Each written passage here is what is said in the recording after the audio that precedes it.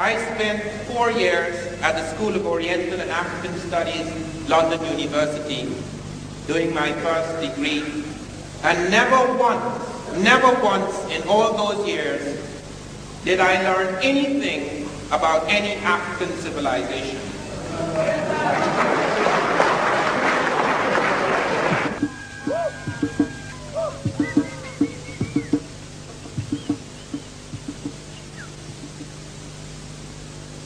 Anthropology has for a long time had a love affair with the primitive.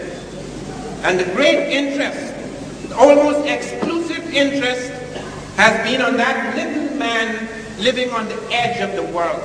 And I know about that little man because I'm a primitive.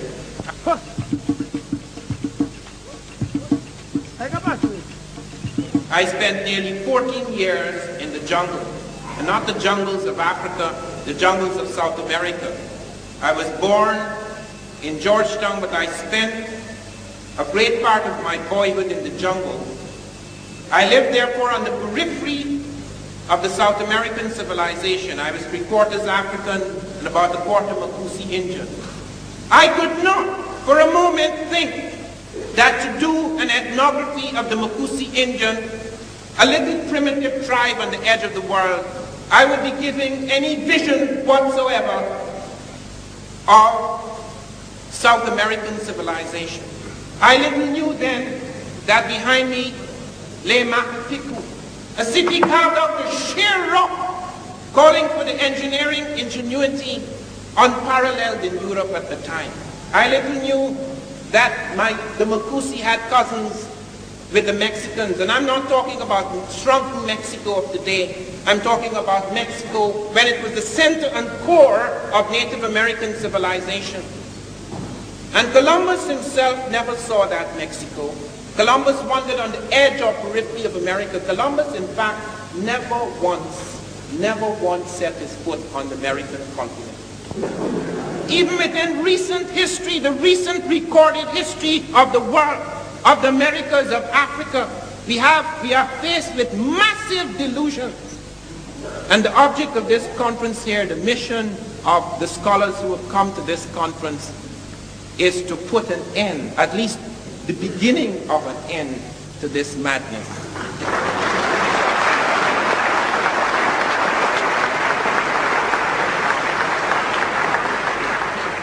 We know very little, or rather we have known very little of the technologies of early Africa because of this concentration on the primitive. I grew up in a jungle twice as large as any jungle in Africa. Africa, in fact, has less jungle than any other continent comparable with its land space. If you took 2 Europes and put it in Africa, there is more woodland and forest in 2 Europes than there is in Africa. Our image of jungle springs from the fact that most anthropologists, at least in the past, it may be changing slightly now, and with these studies it will change even more rapidly. Most anthropologists have been satisfied to go looking for vanishing little tribes, utterly irrelevant, the Booga Booga and the Luga Booga. And they go and they spend 6 months to a year and they study all they know about the Luga Boogas. All their little ritual and their dances and their kinship system, who is my mother's brother, sister, son, etc. Utterly irrelevant to any illuminating vision of African civilization. And they come and they extrapolate masses of things about it. And so we have thousands and thousands of books about Africa that tell us absolutely nothing about the quintessential African.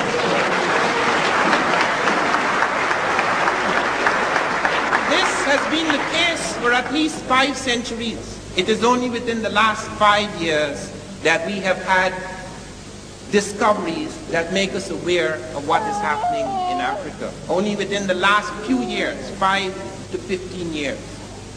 Only a few men have come forward and have given us this vision. Because even many of our so-called African scholars are so Europeanized that they merely repeat and echo what they have discovered. And I'm not using the word Europeanized in a racial sense. I too, like Sheikh Anta Diop, can claim perhaps with even more justification, that I have not a racist streak in my being. I am saying this because it is true. And I'm saying it because I believe in what I call the Eurocentric and Afrocentric visions. It has nothing to do with color or skin. It's a state of mind. It's a state of consciousness. It is just a tragedy and a truth that most people who have Eurocentric consciousness happen to be white. But this is also true of a great many of our blacks.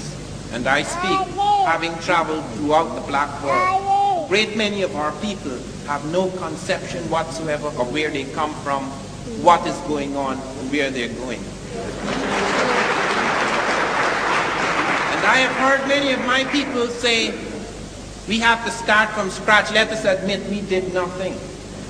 Even in the tongue-in-cheek poetry of Césaire, though Césaire is a great poet, we never meant it in that sense. We who explored nothing, we who invented nothing. This is far, far from the truth. Just a few years ago in 1978, two American scientists, Schmidt and Avery, discovered that Africans were smelting steel 1,500 to 2,000 years ago in Tanzania. They were smelting it in a machine that was using a semiconductor technology unknown until the 20th century. They were making steel at 1,850 degrees centigrade. No machine, no iron smelting machine in Europe or anywhere else had achieved those temperatures. The highest recorded in Europe was about 1,620 degrees centigrade in a second century furnace, Roman draft furnace.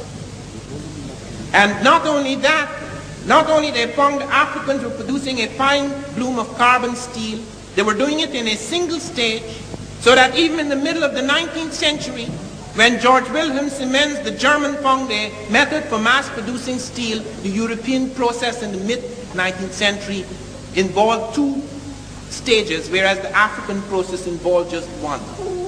They were using iron crystallization process in order to produce that steel. And they were doing it not only more efficiently, not only were they producing a finer bloom of steel, but they were doing it using less fuel. The Africans were forced very early into fuel-saving technology. These things have only recently come to light, and they have changed our understanding of what really happened in the ancient world.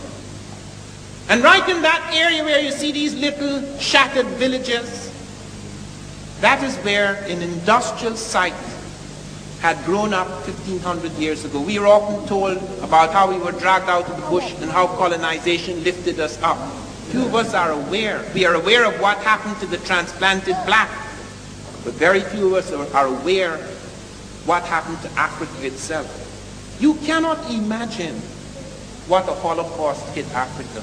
You cannot imagine what it is to take about 100 million people, the youngest people, and rip them out of the heart and core of a continent, the disintegration of family networks, the tremendous things that fell on Africa, the disease in one area in Tanzania. There were 5 million head of cattle. Europeans came in, introduced rinderpest, not deliberately, but they introduced it nevertheless.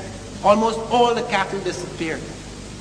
You cannot imagine in the Americas, millions of people vanished just because of the common coal which Europeans had introduced in America.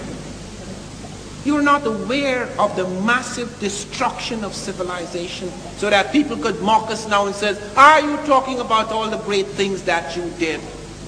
If you did all of these great things, why are you not great now? What has happened to you? Why are you so broken and shattered and fragmented and lost? Why do you feel so inferior? We feel inferior and fragmented because we have lost a sense of the wholeness of our history.